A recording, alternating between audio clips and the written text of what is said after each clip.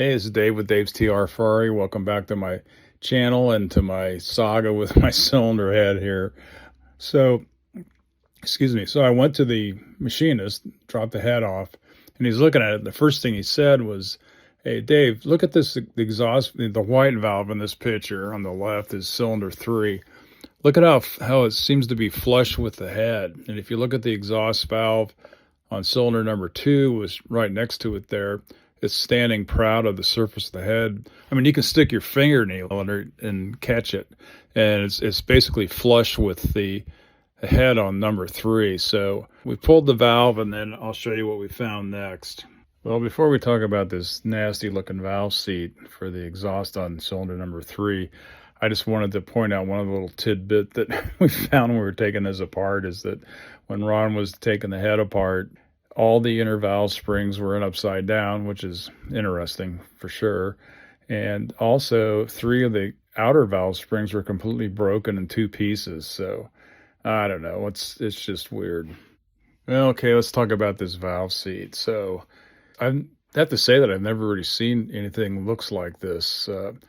Where there's little scratches or whatever you want to call that that are perpendicular to the valve seat like that all the way around it. And the fact that the valve was so low in the head, I mean, I don't know. It's been 30,000 miles, and I honestly can't say that I inspected the head real closely when I got it back from the other machinist. I just put it on. It seemed like it was okay. I just put it on the car, and it ran fine. But the guy I'm using now is saying that this valve seat is just like a one-angle valve seat, and he says it's doesn't allow the valve to sink much heat off of the valve into the head or whatever. Maybe it's the other way around. I don't know. That's not my. I'm paying people to do that for me that know more than I do. So anyway, what I'm going to have to do is order new valves and springs, obviously. And I'm also concerned because I had a BP270 camo, which I want to talk about later on in this video. But that one uses stock valve springs, and that's what I had in this thing.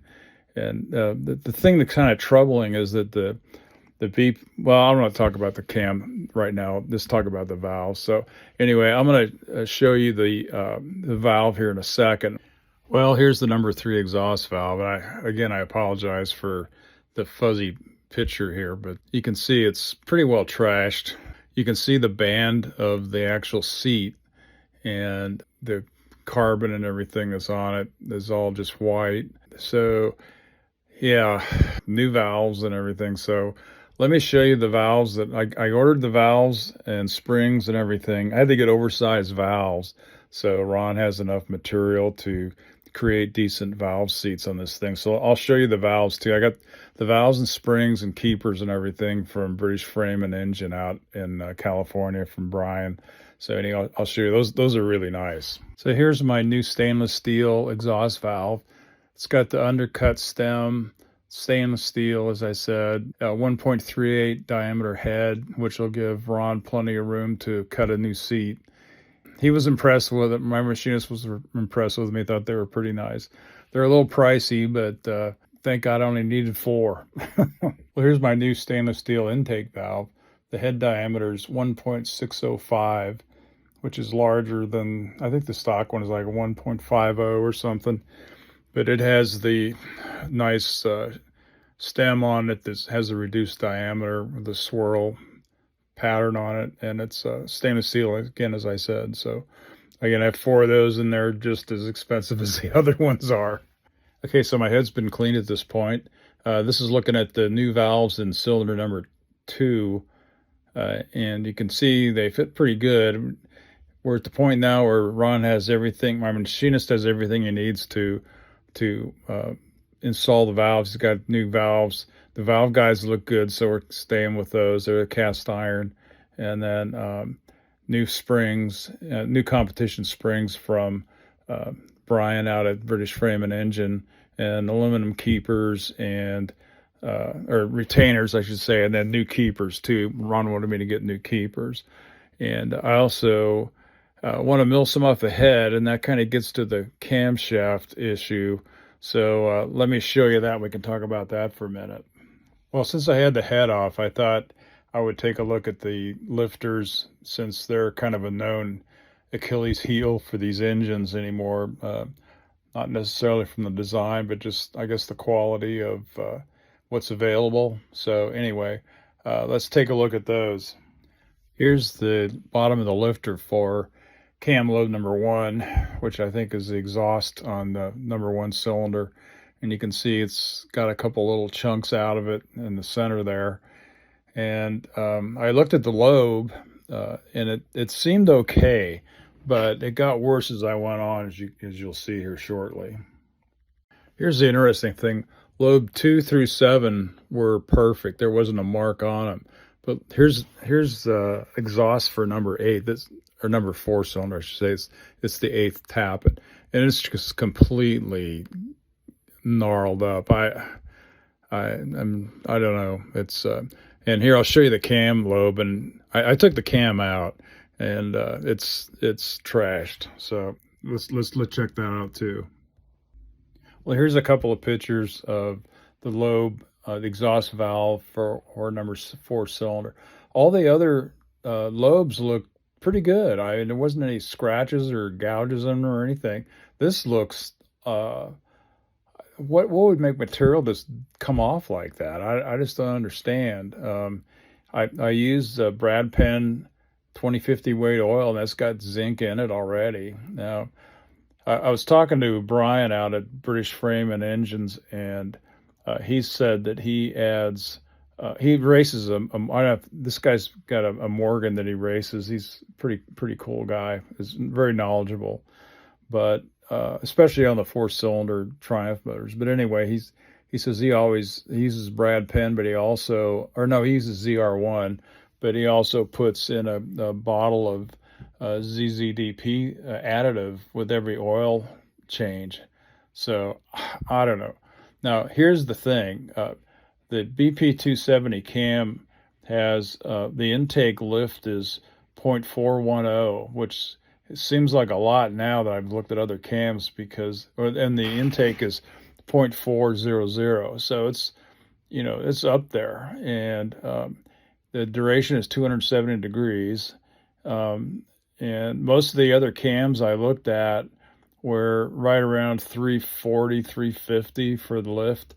So this is pretty aggressive, and I'm just wondering if maybe this lift is just too extreme. Well, especially when in the installation instructions it says it's okay to use stock valve springs. So I don't know. I mean, I looked at getting the cam reground. There's a place up in northern Ohio that will repair camshafts, and I thought about maybe using them. They said they could add material and then regrind it if they had a profile for the cam lobe. But another friend of mine has a Kastner D cam that somebody sold him. He didn't even realize what he had, and well, neither did my friend until he saw Kastner D stamped on the end of the billet. So he's going to send me that cam, and if it looks good, I think I'm going to go with that cam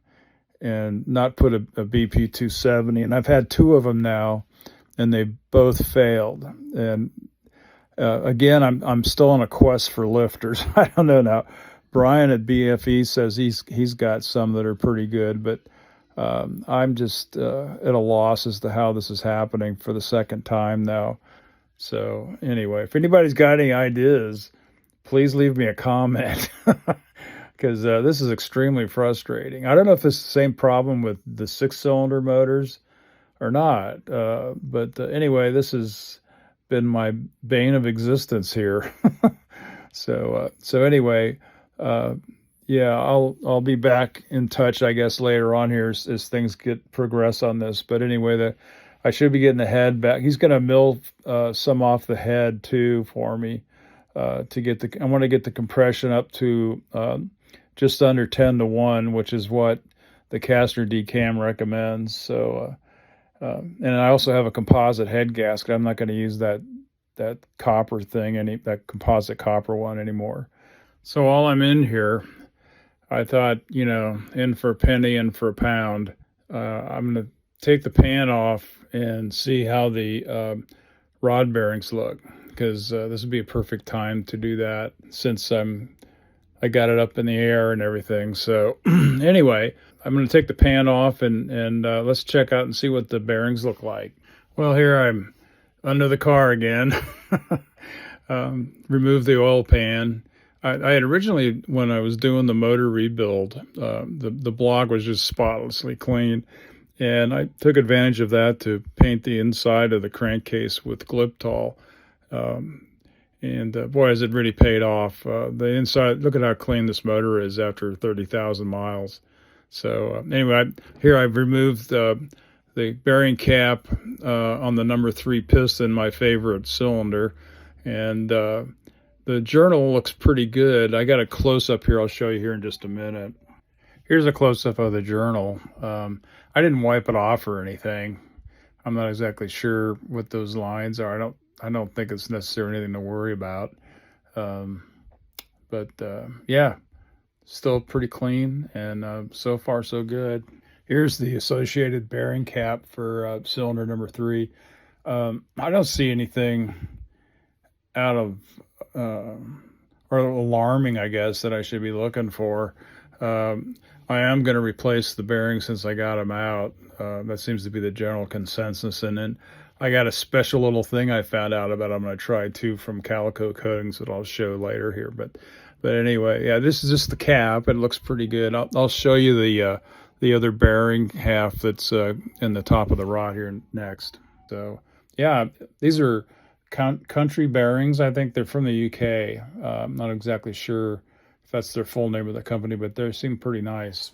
Well, I was talking to one of my friends, actually the guy that has the Kastner D-type cam has had some bearings replaced in his TR4A, and he sent them off to this place called Calico Coatings. I included this. Here's a snapshot of their webpage. And it's a lubricant they bond into the surface of the bearing somehow, and I guess it really extends the life of the bearing. So and it's not real expensive from what he said.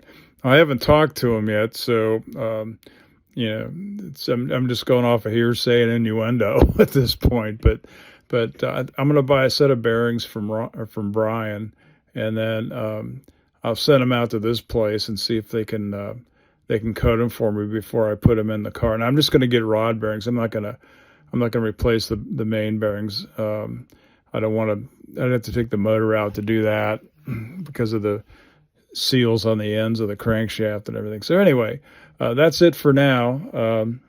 I guess I'll be back with you as soon as I get some progress on the motor. And so stick with me, and we'll get through this, I guess. At least I will. You can just have another beer and watch me suffer. I'll talk to you guys later.